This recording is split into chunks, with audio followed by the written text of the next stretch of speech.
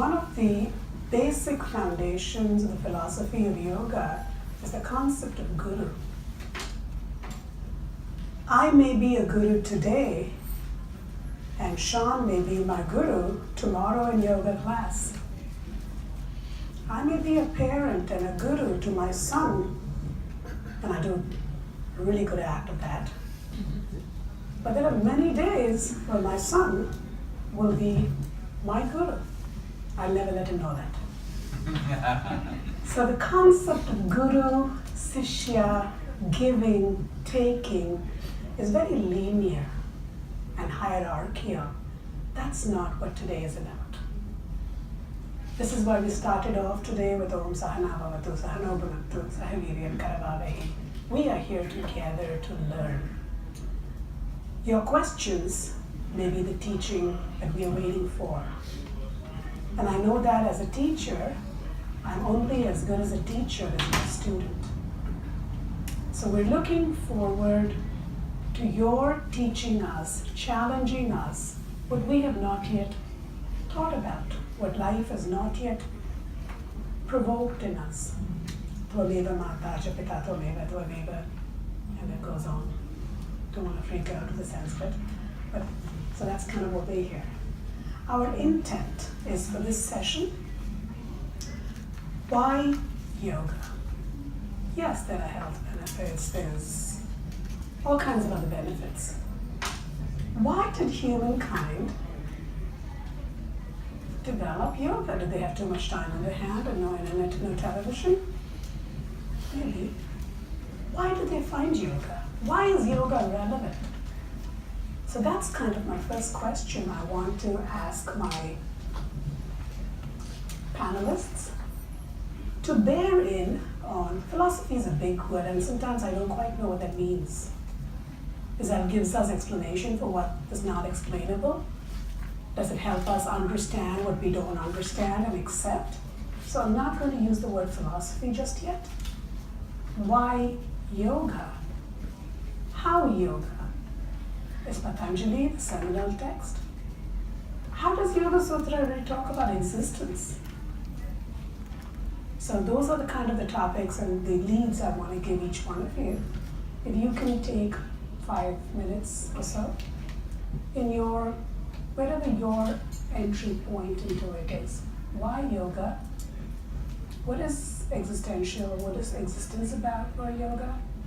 Just talk us into that. Still looking at go first? So far, so good. Okay. It's usually a bad idea to ask a psychologist why.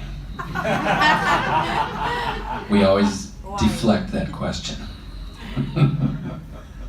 When you're asking that question about your own mental and emotional life, it's usually a bad question.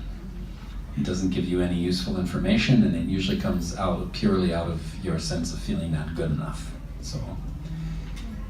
But in a philosophical context, I think, my first response to the question is essentially what I said in my introductory remarks. The why of yoga is that the joyfulness that is part of the experience of self-realization is the primary drive in human beings. It's behind all of our other drives. In Manava Dharma Shastra, Manu talks about 4 primitive, what my guru used to call primitive fountains of emotion: food, sleep, sex, self-preservation, the drives that we share with the animal kingdom. But for human beings, there's a 5th drive. And people have characterized this in all kinds of different ways, and I think it's simply a drive towards joy, because that's what our nervous system gives us when we practice mindfulness and when we practice this process of neurological integration that comes along with mindfulness. It's what grows in our mind as we go deeper into the practices of yoga. And it's the ultimate experience. It's one of the, you don't really have experiences of Brahman, because when you realize Brahman, there is no such thing as experience, but Ananda, the supreme joy, is the only thing that satisfies all of those other desires.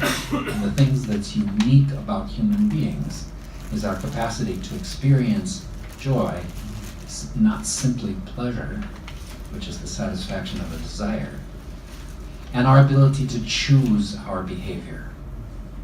We have this capacity to cultivate mindful awareness that allows us to observe our thoughts and feelings as they arise, to feel the emotional momentum of our karma coming up in our mind, and then, if we're awake, to be able to decide how to respond to that momentum. To either act it out, if that's appropriate in the situation, in which case we create the same kind of mental impression that was motivating that behavior in the first place. We're recycling a samskara. But a lot of the time, you may wish to respond in a more loving way, for example.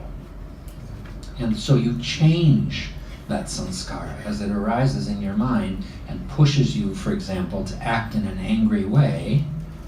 You can be aware of that emotional momentum arising, and you can decide, is it skillful in this situation for me to act in this angry way? I can remember one incident in my work with the clinicians in my clinic. We had a big organizational brouhaha that arose at one point. And we had done some work on the organization previously and learned a lot about how our own personalities fit into that organization. A similar kind of disturbance came up a few years later, and I was feeling a lot of anger and rage about what was going on. And in a pretty objective analysis of it, I was right. But I asked myself, as those feelings were arising, is it going to help anything in this situation for me to behave in this angry way? And the answer was clearly no. There was nothing that it would contribute to the situation that was constructive. And when I realized that, that emotional momentum evaporated, it was gone.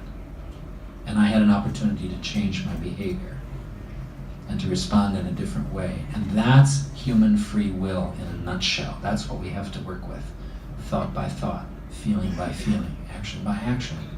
It's how we gradually change the quality of our mind field and gradually move in the direction of a more and more loving and more joyful mind. So I think the pursuit of that kind of a genuinely happy mind, a happy mind based on joy rather than pleasure, is the why from where I sit. I know, as a counselor, it's always hard to say why, but that's the question that needs to be answered. Why? Thank you for that. You can speak of the Yogasutra. The same why question? Oh, okay.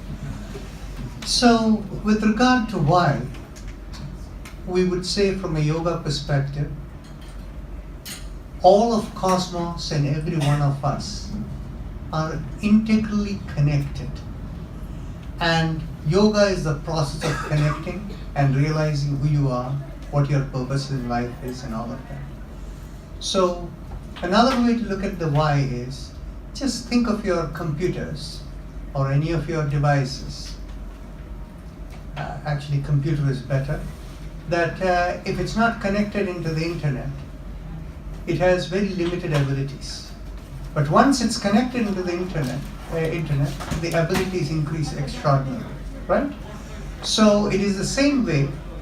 If you think in terms of, there again you're thinking, the computer is thinking relative to who you are, but in the internet it is connecting with everything else that is around. So that is the why of yoga, that we are all interconnected beings, and to realize that through the connective process. How does the connection work? Is through the activation of our communication channels. We say in yoga, all of us have a little wireless modem inside it within us. And how do we activate it? From the Yogasutras of Patanjali, it says, be a person who is a pure observer, who is not distracted by everything that is happening, just observe what is happening. And that will result in your ability to open out the channels of communication, and you will connect it. So that is in a nutshell the Yoga Sutra.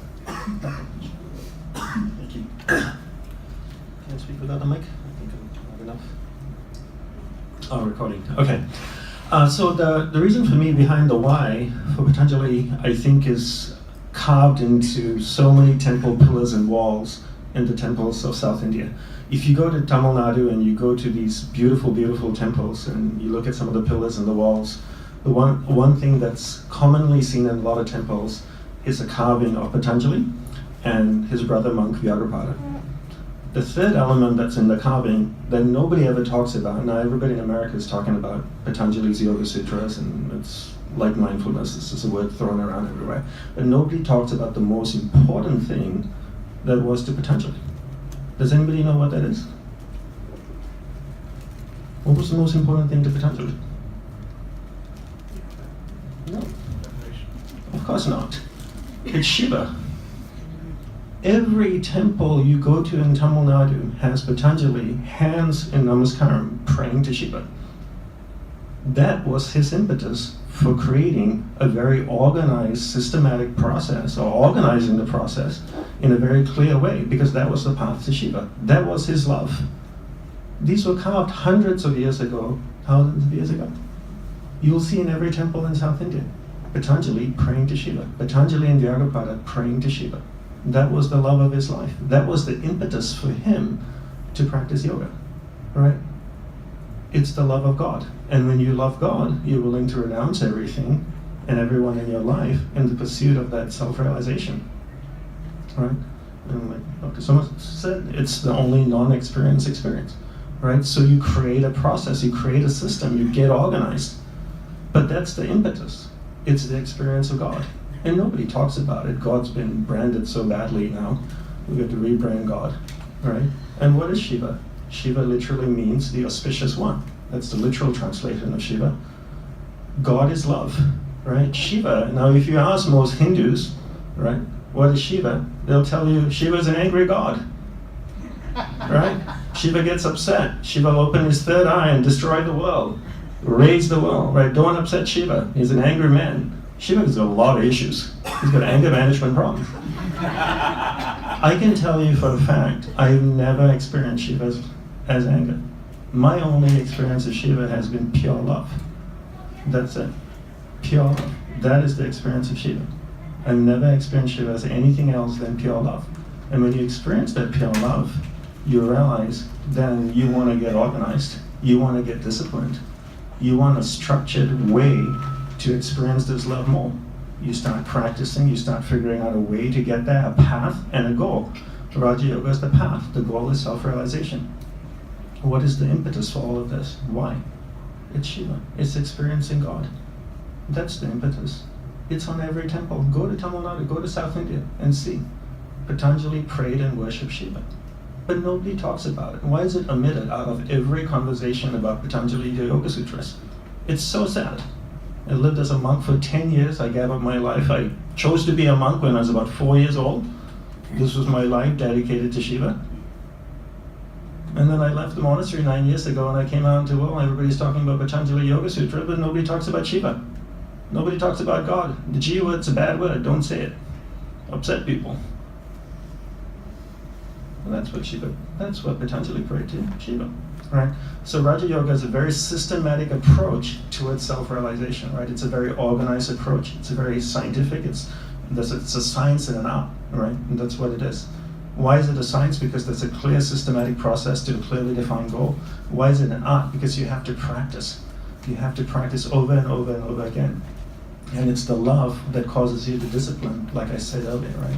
It's the love that causes you to come back and practice it over and over again. And how do you love something? By spending time with it. You've got to get to know it. You cannot love something that you don't understand. And how do you understand something? By spending time with it. Right? You need to commit time. You spend a little bit of time, sit down in your shrine, sit with Shiva, right? And here's the most important thing, right? Reason should not end where spirituality begins. As you evolve and mature as a person, you want to become more loving and more compassionate and less angry, right? So then why is Shiva an angry god? It doesn't make sense. If he's supposed to be more mature and evolved than you, why is he so angry? Why do you open all these comic books and it's filled with violence? That's not logical, right? It's the most ridiculous thing, right? So as you move down the spiritual path, make sure reason doesn't leave you, because Raja Yoga is the most reasonable, logical, systematic, scientific approach to self-realization, and the impetus behind it is love of Shiva. I want to quickly say something about Shiva, God, in the Yogasutras of Patanjali. It clearly says in 2 places in the Yogasutras of Patanjali, the highest realization is attained by Ishvara Pranidhana, surrender to Ishvara, which is Shiva. The other place it says is in the sadhana pada, in the practice, particularly with respect to niyama, for those of you who are familiar with the Ashtanga Yoga, that the real samadhi is realized only through Ishvara Pranidhana. Okay, so very important. Now I do want to address this business of this Shiva as angry, the way it is portrayed. Actually, if you look at what we look in our tradition upstairs in this temple, there are 33 forms of religious worships in India that are incorporated. They are called the 33 agamas, of which 28 are 28 forms of Shiva worship. Now, it is my view that the Vyasa Muni, he brought all these 33 religions together as one religion, and each of them having different names of God. In the Shiva tradition that we come from, we just don't use the word Shiva. We use the word Sadashiva or Parashiva as the God entity. Whereas what has happened is, as part of the stories that were built around, they said Godhead is over there. As a Shaivite, it is Sadashiva, Parashiva. As a Vaishnavite, it is Mahavishnu, Ananta Padmanabha. And in whichever, for people who come from Maharashtra, they worship Ganapati as Mahaganapati. That means God. And so what happens is, to build them all together, they said there is the lower level, that is not God. The Godhead is different. So that is where the confusion, the lower level, they brought the Brahma, Vishnu, Shiva concept, and that's where all of that thing comes in. But when we are talking of Shiva, we are talking of Sadashiva and Parashiva. Go ahead, turn that off for a minute, so we don't start the song here.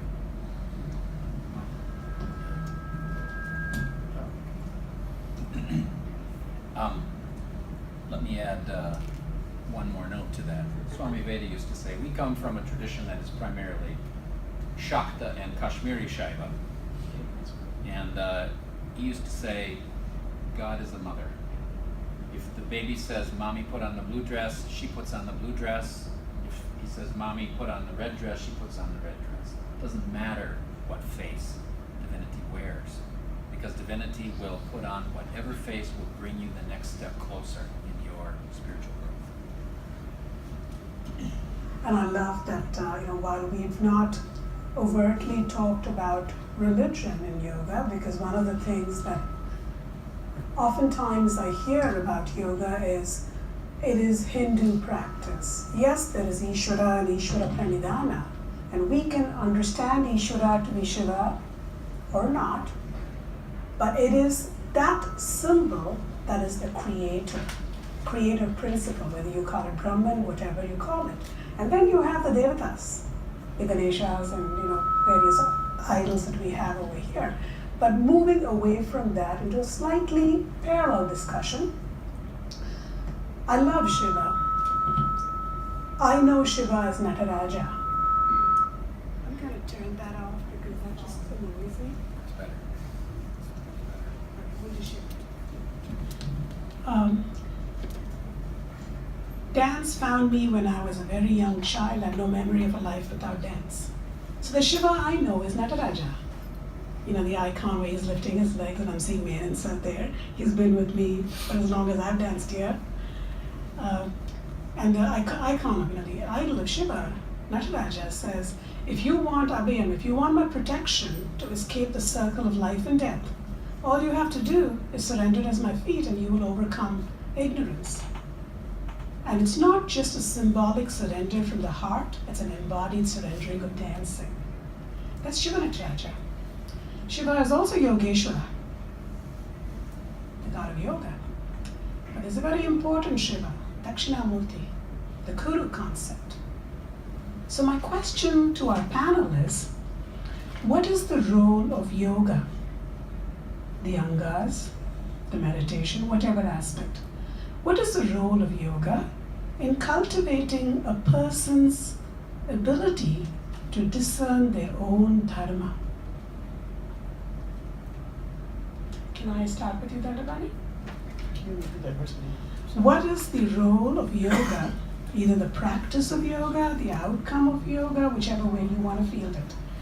How does yoga help me as a practitioner cultivate my own discernment of what is dharma, kind of like what Narayanan talked about? If we are software programs, maybe it's you, maybe it was Sarkar, Dilip Sarkar.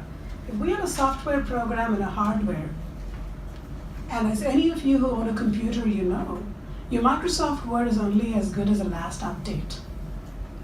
The more bugs that are found, your phone's always updating. That's similar to what we do in yoga. We are plugging into the collective unconscious, or Rupert Sheldrake's endomorphic field, or as we call it, the world out there, the self outside of us, so that we have these constant updates on what is my next step. Because what I thought was my step yesterday may have changed because of an update. So unless we plug in, we don't. But that's my view. I'm curious on what each of you feel. It can be your personal or your philosophical stance. The role of yoga in cultivating a person's ability to discern their own dharma in keeping with rhythm. So I think, in my mind, what yoga actually does is it helps you to take your awareness from your conscious state of mind through your subconscious into your superconscious, which is your deeper state of mind, right? So it outlines a very systematic process of getting to know yourself. The 8 steps, the yamas and niyamas, for me are Hinduism's most advanced tool of managing energy, right?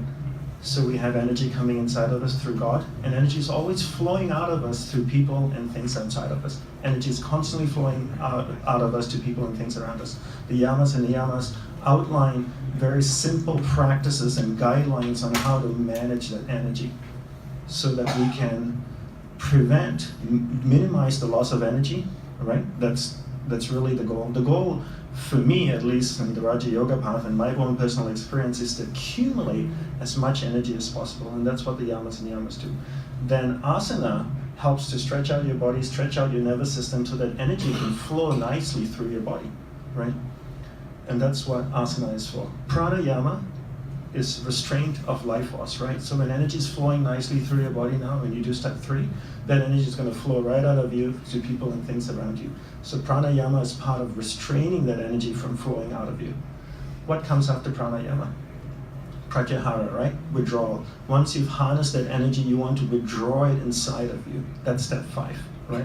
You're stopping that energy from going outside. You withdraw that energy inside of you, step 5. What's step 6? Dharana, right? Concentration. So once you're withdrawing that energy, you need to concentrate it in a single location. Like we're having a meeting in this room, right? We're not going to have all of us all over the temple. We need to gather in a single location. That's what the concentration is, right? It's bringing that harness energy to a central location. Step 6, right? Step 7 is meditating on that concentrated energy. And step 8 is experiencing that concentrated energy. And in experiencing the concentrated energy, you get to know yourself, right? You gain a deeper perspective of who you are. And that's what the 8 steps of Raja Yoga, to me, is really all about. It's really, if you follow the systematic process, you get a better understanding of who you are. And once you get a better understanding of who you are, you realize that ultimately your goal in life, the reason that you were born on this planet, is for self-realization. Because at the end of the day, how many times do you want to come back and do this again? At some point, you're going to die, And then you're going to exist for some amount of period of time in the astral world before you reincarnate again. And then you're going to be sitting in diapers for a couple of years, right? Then crying and falling down and going through school again, getting teased and bullied and learning and getting married, having children, and getting old and having grandchildren, and then dying again. It's like Groundhog Day, over and over again. And when you realize that you've been doing this for countless lives, after a while you just go, enough. Why bother? It's ultimate form of stupidity to just keep going through the cycle, right? And once you realize that the goal in life is self-realization. And then you want to find a very systematic approach to that. You need to take a structured approach. And a lot of times, and I'll just take another minute, a lot of times in spirituality, the common approach is that you don't need structure, you don't need processes, and you don't need goals. People in spirituality and yoga tend to say, well, whatever happens, happens, the universe will guide me. I can tell you for a fact that Pluto and Jupiter and the Milky Way have absolutely no interest in your life. And they're not guiding you, right? So don't say the universe is guiding you, because the universe is not doing anything. They don't even know who you are, right? So guide your own life, figure out a process to get to that goal. Don't take this lapse attitude that, everything is just gonna work out. That's a lazy approach to spirituality, right? You have to be active, because imagine if I took that same approach towards my everyday life. The universe is gonna help me find a job that pays me 6 figures. Is that going to happen? No way, right? So why should you take that same approach to spirituality, right? You need to be disciplined. It requires effort, it requires focus, and it requires intense disciplines and self-effort to get to that place.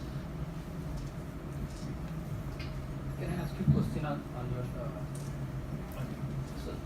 If they say it's okay. Yep. Oh, you're asking me for permission? Absolutely.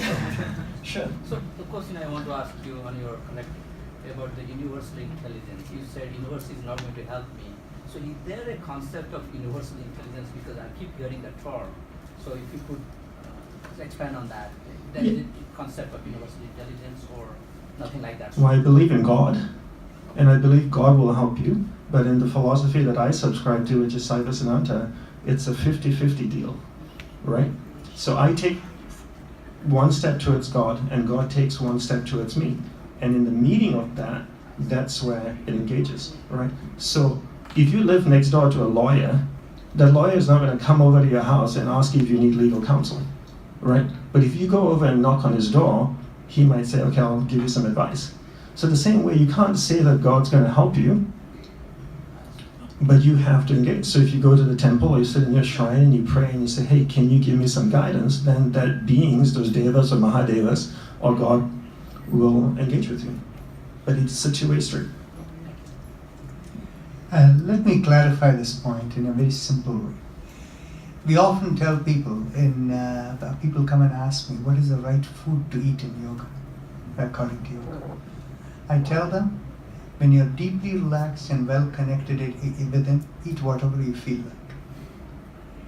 And when you're stressed, don't eat whatever you feel. Right? So the thing is, the reason why I mentioned this is the idea of the relationship of yoga and finding your own dharma or your purpose in life.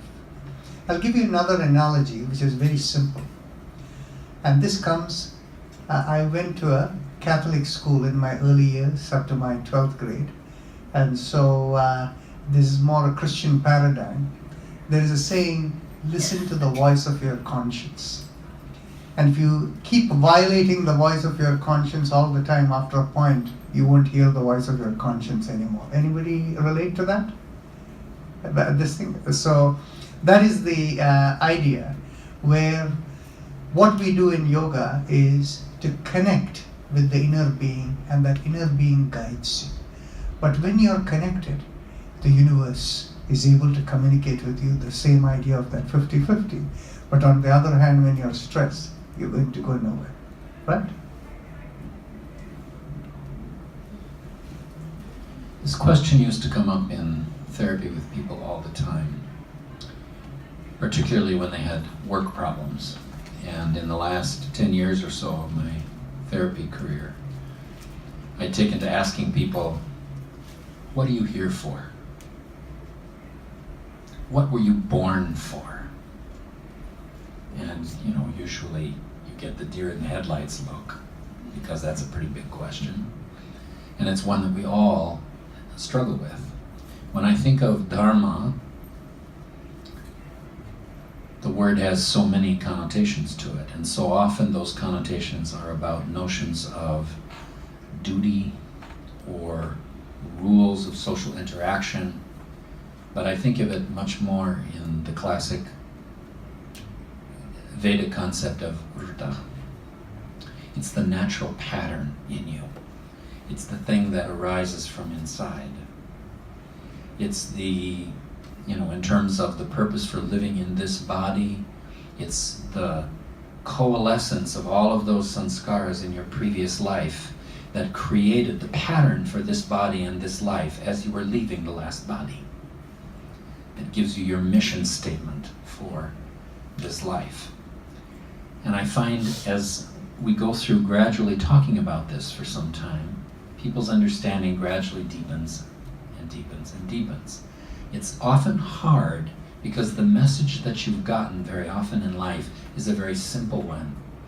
In my own case, in my 20s, when I was trying to figure out what the heck I was going to do to make a living with a degree in Sanskrit, I was shaking my fist at God and saying, "You need to tell me what to do," and getting all in a knot about that. And I didn't realize until my 40s, when I had already made some experiments on my own and sort of gotten things going under my own energy, that I actually received the answer to that question when I was 16 years old. It was the first experience I had that I can really identify as being something that was a moment when I really experienced God directly. I woke one morning and I was in a different universe, a universe of beauty, a universe of, as we say in the Sri Vidya tradition, Tripura Sundari, the beauty of the three worlds. And this voice that I've heard a few times in my life spoke in the depths of my heart without words and said, "Your life will be for love." Now that's a lovely sentiment. And that's really all it was for so many years in my own thinking about that. But when I looked back in my 40s, I realized that every single thing I had done in my life had somehow been an expression of that purpose. So it took me a long time to understand what that mission was, what my dharma was. And once I sort of got in flowing with that current in my life, things began to be easy. And I think this is something that many people can recognize in their experience. When you really have begun to act in harmony with the natural pattern that you carry inside, then the universe begins to help you to find what you need to find. And you still need to make the effort, absolutely. And we all spend a lot of energy doing that. Both Buddha and Shankara said to their disciples as they were preparing to leave the body, "Work out your own liberation." So we all have to do that, no question. But when you are working in harmony with the innate pattern that's in you, with the real mission and the reason why you were born, then all of a sudden you begin to get help in what you're doing. I've had enough experiences of that in my life. I'm very happy actually to be kind of old, because now I can look back and say, this really does happen. But it does require having some curiosity about that pattern in the beginning, that sense of a curiosity about the deeper aspects of life that leads you into the kinds of discipline that take you to the recognition of that pattern. Can I ask you a question? So was that self-realization for you? Did yoga really help you get there? It was a realization of a certain part of myself.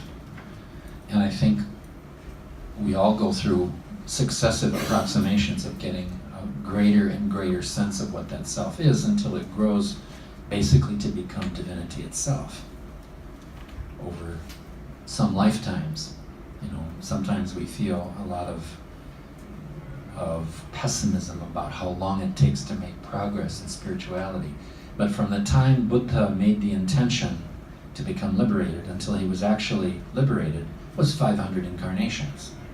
So if it took Buddha 500 incarnations, we have time. And the great thing about that is once you get there, all of that other stuff never happened in the first place, so you haven't really lost anything. So. I have a question. Certainly. I hear 4 terms. One is super consciousness, inner voice, universal intelligence, and also God. Are they synonyms?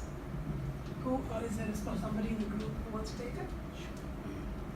Everybody's looking at everybody else. You can answer, I can answer.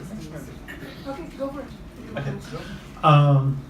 I think it's really important in spirituality and when you're listening to someone speak to have them define to you what each of those words mean, right? Because we need to recalibrate ourselves at the start of all such gatherings so we know where we're standing. Because people use words so randomly these days, right?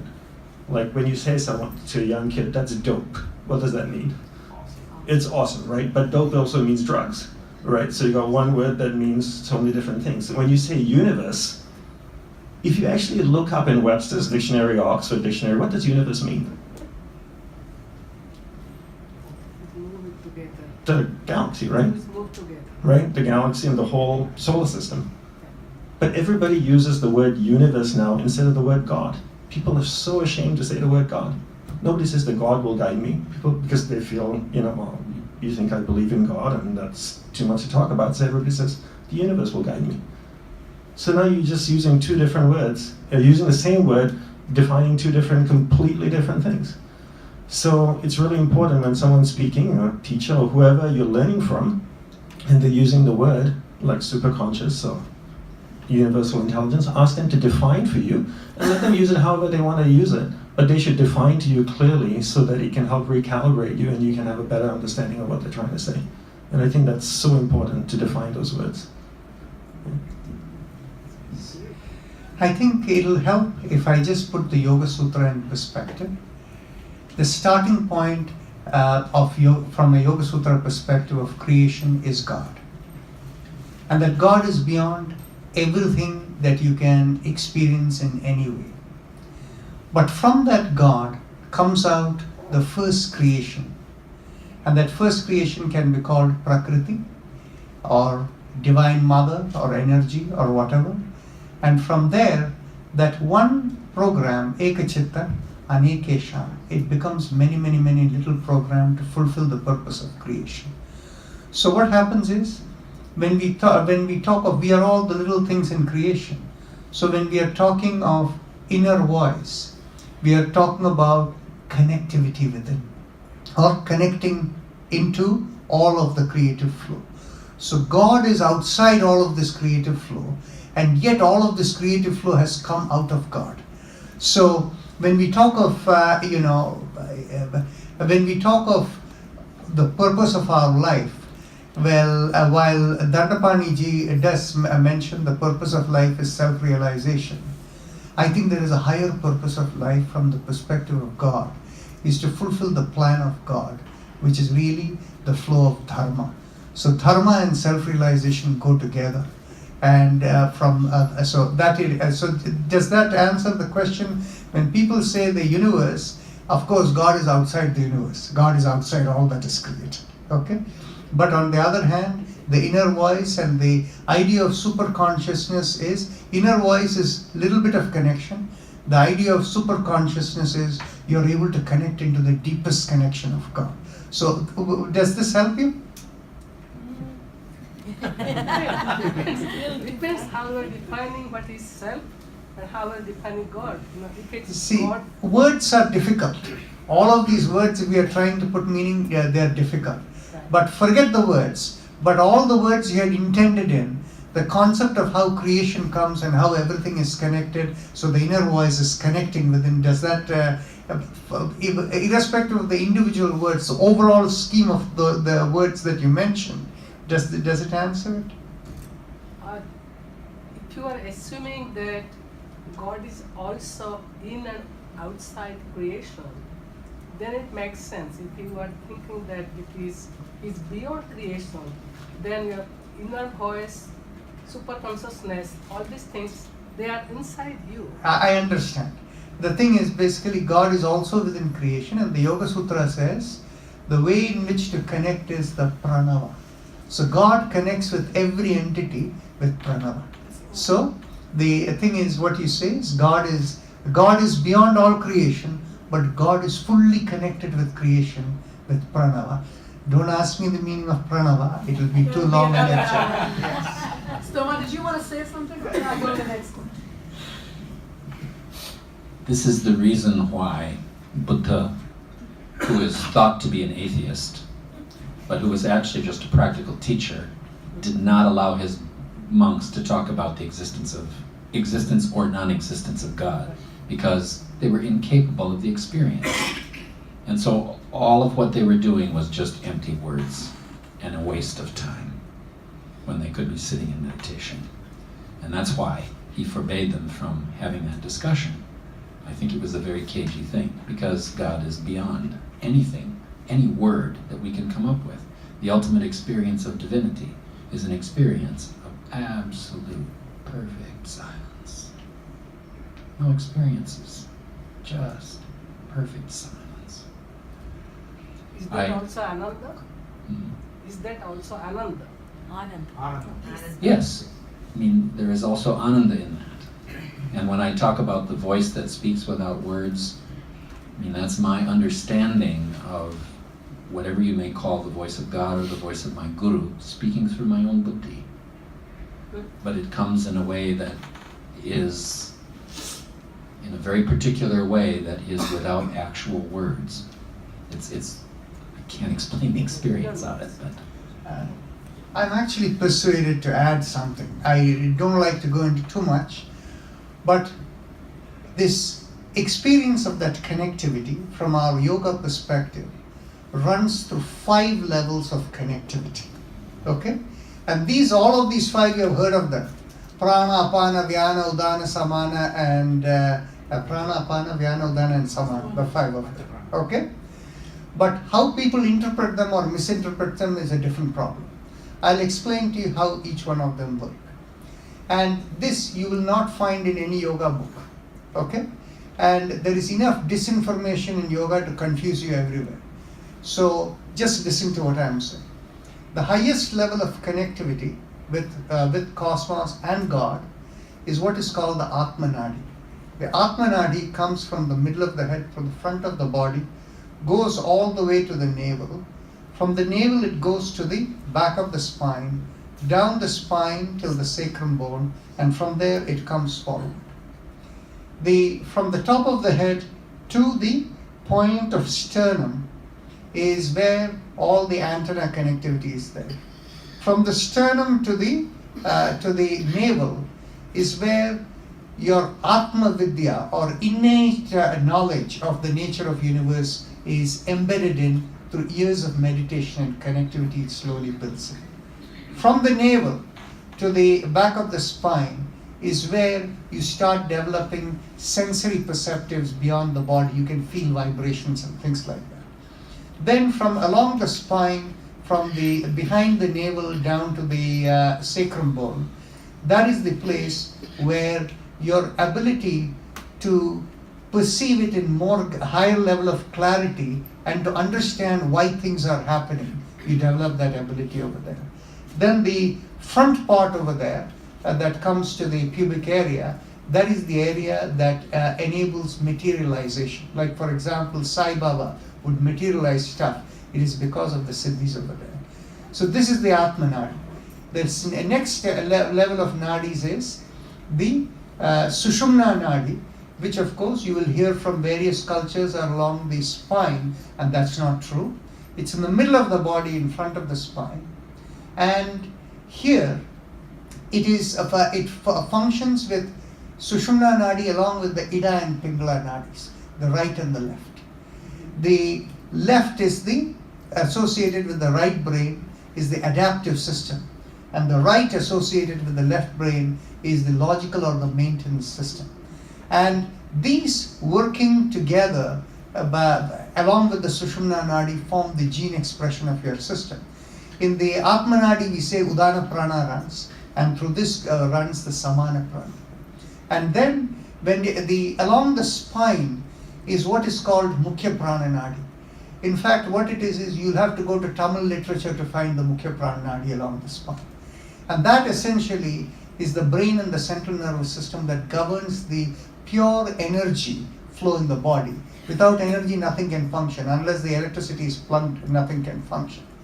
Then comes the lower level of Apana and Vyana. And they are more going into the physiological domain. So I went into more than this kind of depth of, And I see, Selvan, I see your hand. And I know the science is going to be an area we talk about it. What Narayanan refers to, of course, are the Bangan channels. Korean physicist, I don't know if it's a neurophysicist or a scientist, has discovered these nadis, which we have alluded to in the Yogasutra, but we've not been able to do it. So when he's talking about these nadis, these are perceptory information that is, science is collaborating, and you will pick that up in the next session. I see, Selvan, you have a question. But one of the other points that we wanted to bring out in the philosophy of yoga section is while we are focused on the Ashtanga simply because that's all we have, do you have to practice any of them for you to be doing yoga? Because you've heard the words that I get tossed around here are meditation, the connectivity to self. When you close your eyes, time and space don't exist. It's kind of like dreams, they make no sense.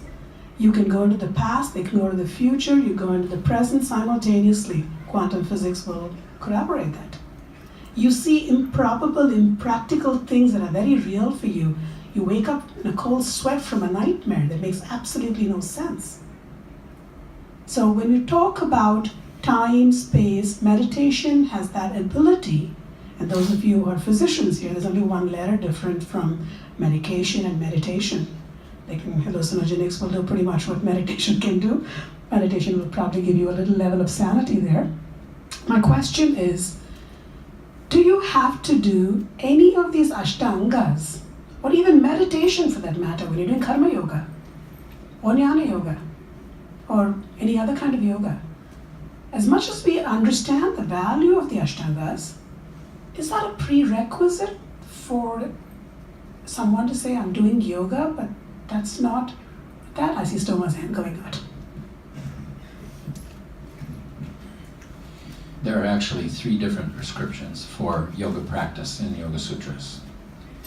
These are described, or indexed, I guess, in it's either 21 or 22 of Samadhipada, where Patanjali describes 3 different kinds of sadhakas: the adhimatra, the ones who are excellent and have a great deal of sort of karmic momentum in their spiritual practice, the madhyamas, the ones in the middle, and then the mridu, the ones whose momentum is very mild. And there are 3 different prescriptions of yoga for those 3 groups. For the first group, the adhimatra, the practices of samadhipada and vibhutipada. For the madhyamas, the practice is kriya yoga of sadhanapada, the first half of sadhanapada. Kriya yoga is tapas, swadhyaya, ishvara pranidhana. That's the emphasis for people who are sort of in the middle, and that's mostly you and me. And then for those people who are absolute beginners, then the whole 8 limbs of yoga applies. That's described in the second half of sadhanapada. And so these different methods of practicing yoga are titrated to the skill of the person practicing, and the same system is reflected in the 3 upayas of Kashmir Shaiva Yoga. And the more advanced the student is, the less technique is needed in the practice. So the most prepared student, for example, Ramana Maharshi, begins to wonder about how everybody around him seems to be afraid of death. So he says, I'm going to lie down on the floor and die and see what this is all about. And he goes directly into Nirvikopa Samadhi. Goes right to the core experience in one jump. Now this is probably the best example in modern times of an Adimantra disciple. On the other hand, we have the rest of us who are somewhat slower and who need to use more technique in the process of bringing ourselves along. So the emphasis in the practice is a little different based on your capability. Selvin, you had a question? Yes. What is the relation between individual consciousness and then cosmic consciousness? What was the first word? Individual consciousness. And relation to the cosmic consciousness. How yoga helps to understand the relationship. And you don't have to take the question. Well, Dandapani can take the question the too. easy answer is they're the same thing, but that requires a more explanation. Shall I or you? Well, Dandapani, do you want to ask her? Because you talked about consciousness, I just wanted to kind of put you in the spot. Why not? I'd like to answer your question first, because that's what you brought up. I think there's so many different paths and so many different goals, right, in life, and you really pick and choose what really resonates with you. But it's important to become super clear on what your philosophy is, because the philosophy in life defines the goal, right? The philosophy defines the goal defines the path, and the path defines the practices. And that's the 4 steps, right? So the philosophy defines the goal defines the path defines the practices. So for example, if you could take an Abrahamic philosophy, for example, certain sect of Christianity, then your goal in life is to accept Christ as your Lord and Savior and to enter the kingdom of heaven and be with Him. That's the philosophy. The philosophy defines that as the goal, and then that goal will define for you a particular path, which will then define a particular practice.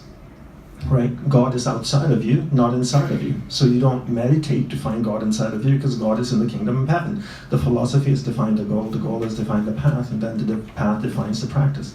So once you're clear with your philosophy in life and what it is you subscribe to, do you believe in reincarnation? Do you believe in karma? Do you believe that we're a soul going through a process of reincarnation over and over again and slowly evolving, finally experiences Vishvagrasa, where it finally merges completely with God? If that's the philosophy you subscribe, then that's the goal. That philosophy defines a very particular goal for you, which then defines the path, and that path defines the practices, right?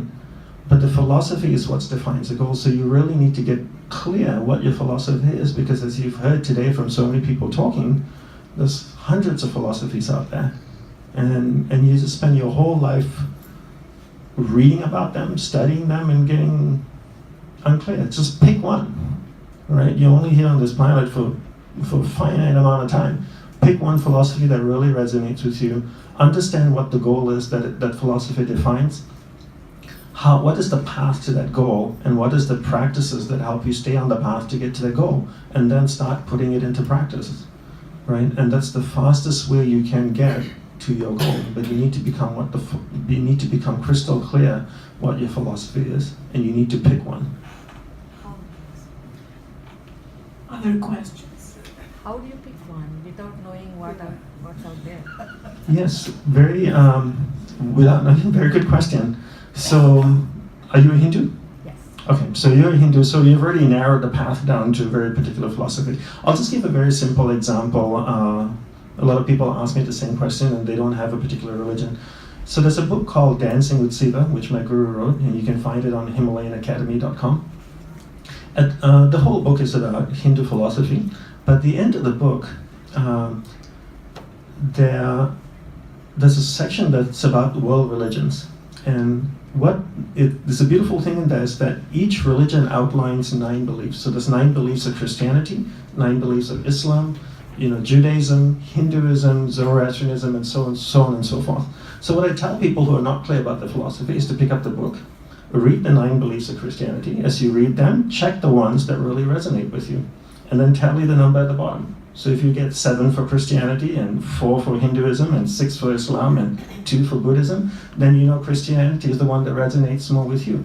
Now you've drilled down to Christianity. Now within Christianity there's so many denominations, right?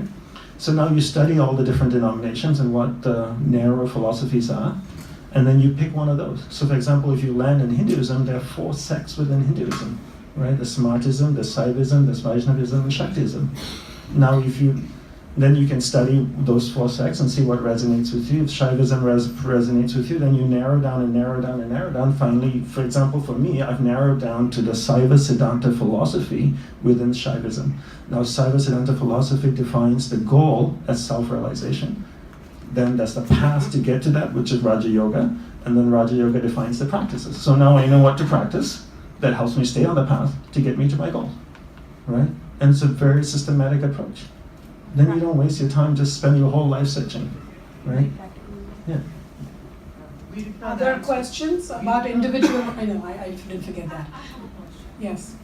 I'm Hindu, so I'm listening so many techniques and practices for yoga, and it's a deep realizations, right? So if someone finding peace in just chanting the God's name, looking at the statue, serving him, offering him something, his heart and soul, how is that different than yoga? It could be bhakti yoga. Yes. I'm going to toss that question to Stoma, so he can also pick up Selvan's question about the distinction, if any.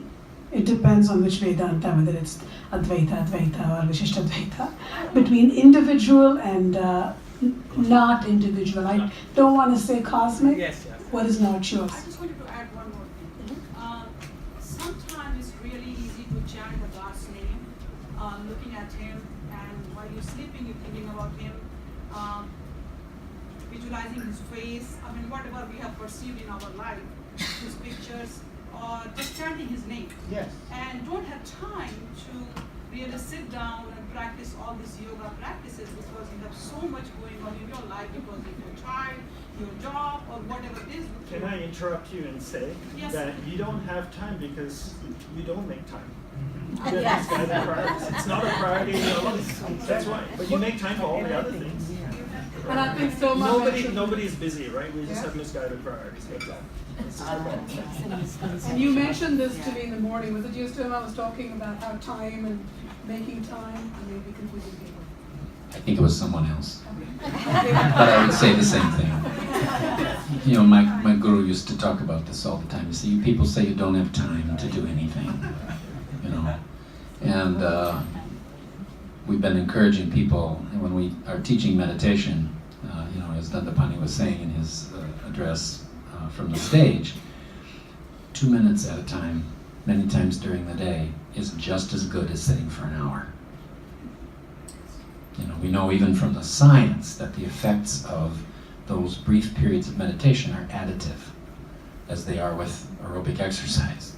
So, again, if you keep your awareness with you throughout the day, then, in a sense, you carry the recitation of the divine name with you wherever you go. And you are conditioning your mind, reconditioning your mind, to try to see that divinity everywhere you look, which is the definition of brahmacharya. So, yes, that's yoga, absolutely. With respect to your question, I talked about the first sentence in Vyasa's commentary in my remarks on the stage, yoga samadhi.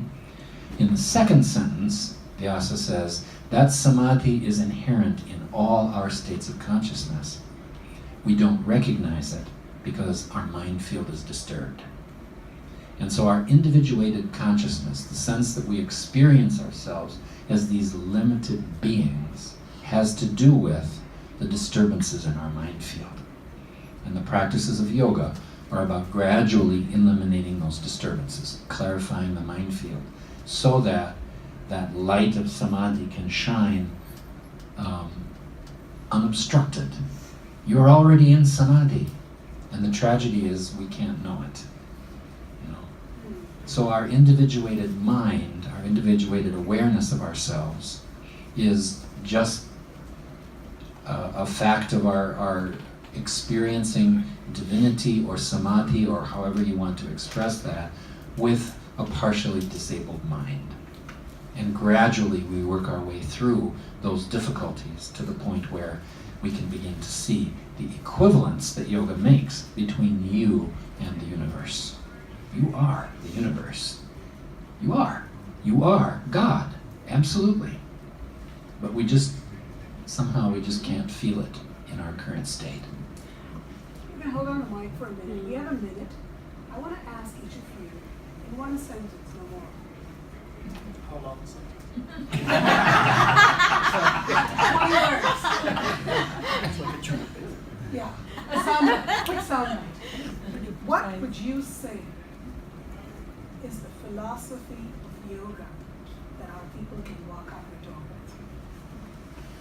What is the philosophy of yoga? 25 words.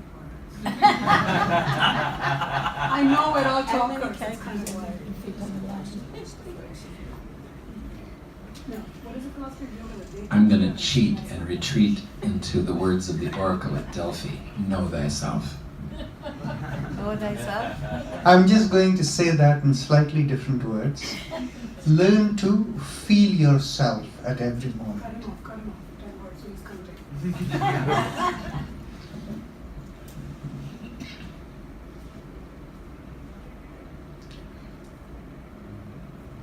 Spend time every day with God. And that's the greatest thing you can do. And that's it. I know I'm not going to follow that up. I'm just going to kind of synthesize what our intent of the session was. So you kind of check the list and say, okay, got that. Yoga is the process, is what you do. Yoga is how you do. Yoga is where you get. There is nothing but yoga, and everything is yoga. And I am the most unconventional yogi on this stage. It is everything you do, as long as you're doing it from a place of being connected, kind of like a laptop that's not connected to the outlet or not connected to the internet. The internet is a beautiful analogy for all this consciousness words. There's stuff out there, you don't have to know everything. You just need to know what is yours to know, and you have your own personal network key. Practice it, access it, you will get the download that you need to do for you to walk your day. To me, that was the intent of the philosophy of yoga session.